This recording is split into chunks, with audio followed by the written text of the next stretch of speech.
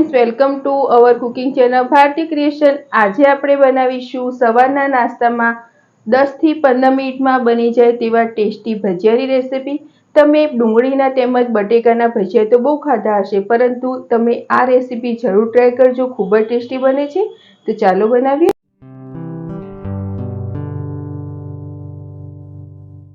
પૌવાના એકદમ ટેસ્ટી અને ક્રિસ્પી ભજીયા બનાવવા માટે આપણે 1 કપ જેટલા રેગ્યુલર પૌવા લઈશું। પૌવાને આપણે કાણાવાળા બાઉલમાં લઈશું અને પાણીની મદદથી જ્યાં સુધી ચોખ્ખું પાણી ન નીકળે ત્યાં સુધી આપણે સરસ રીતે પૌવાને ધોઈ લઈશું। આપણે જે પૌવાને સારી રીતે ધોઈ લીધા છે તે પૌવાને આપણે મિક્સિંગ બાઉલમાં લઈશું। પૌવાને આપણે સારી રીતે ધોઈ લીધા છે। હવે તેમાં આપણે અડધો કપ જેટલું પાણી મિક્સ કરીશું અને પાણી સારી રીતે પૌવામાં મિક્સ કરીને આપણે આ પૌવાને 10 મિનિટ માટે પલાળી રાખીશું। લગભગ 10 મિનિટ જેવું થઈ ગયું છે અને હવે આપણે જોશું તો આપણા પૌવા સરસ રીતે પલળી ગયા છે। આપણા ભજીયા સરસ રીતે વધારે ક્રિસ્પી બને અને ટેસ્ટી બને એ માટે આપણે આમાં અમુક વેજીટેબલ મિક્સ કરીશું। ઝીણું કટ કરેલું કેપ્સિકમ, એકદમ ઝીણી કટ કરેલી 1 નંગ ડુંગળી, અડધું નંગ જેટલું છીણેલું ગાજર, 1 નંગ જેટલા બટેકાનું છીણ, 2 નંગ ઝીણા સમારેલા લીલા મરચાં, થોડા ઝીણા સમારેલા લીલા ધાણા। હવે તેમાં આપણે ટેસ્ટ પ્રમાણે મસાલા કરીશું। 1 ચમચી જેટલો લાલ મરચું પાવડર, અડધી ચમચી ધાણા જીરું, અડધી ચમચી હળદર, અડધી ચમચી ચાટ મસાલો અને અડધી ચમચી જેટલો આમચૂર પાવડર લઈશું। આમચૂર પાવડરની જગ્યાએ તમે લીંબુનો રસ પણ લઈ શકો છો।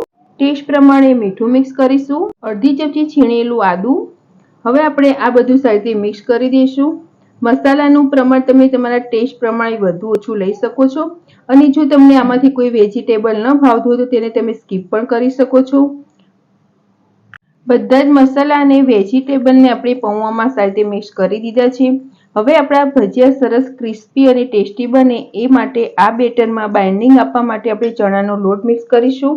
આપણે ચણાના લોટનું પ્રમાણ ઓછું જ રાખીશું, એટલે 2 થી 3 ચમચી જેટલો ચણાનો લોટ મિક્સ કરીશું। અત્યારે મેં 3 ચમચી જેટલો ચણાનો લોટ લીધો છે, તેનાથી આપણા ભજીયા સરસ ક્રિસ્પી બનશે અને આ ચણાના લોટને આમ આપણે સારી રીતે મિક્સ કરી દઈએ। બેટર આપણું સરસ રીતે તૈયાર થઈ ગયું છે। હવે આપણે આમાં એક વઘાર કરીશું। એક તડકા પેન લઈશું અને તેમાં આપણે 1 ચમચી જેટલું તેલ લઈશું અને તેલને આપણે સહેજ ગરમ થવા દઈએ। તેલ સહેજ ગરમ થાય પછી તેમાં આપણે અડધી ચમચી જેટલી રાઈ લઈશું અને રાઈને આપણે સરસ રીતે ફૂટવા દઈએ। રાઈ બધી સરસ રીતે ફૂટી જાય પછી તેમાં પિંચ જેટલી હિંગ નાખીશું અને ગેસની ફ્લેમ બંધ કરીને આપણે તેમાં 2 ચમચી જેટલા તલ નાખીશું। હવે આપણે જે વઘાર તૈયાર કર્યો છે તેને આ બેટરમાં મિક્સ કરીશું। આ વઘારથી આપણા જે ભજીયા છે તે સરસ રીતે ક્રિસ્પી ટેસ્ટી તો બનશે જ અને નવો ટેસ્ટ પણ આવશે। તો આપણું પૌવાના ભજીયા બનાવવાનું બેટર સરસ રીતે તૈયાર થઈ ગયું છે। હવે આપણે આમાંથી ભજીયા બનાવીશું। ભજીયાને તળવા માટેનું તેલ પણ સરસ ગરમ થઈ ગયું છે। હવે તેમાં આપણે જે બેટર બનાવીને રાખ્યું છે તેના નાના નાના ભજીયા પાડીશું।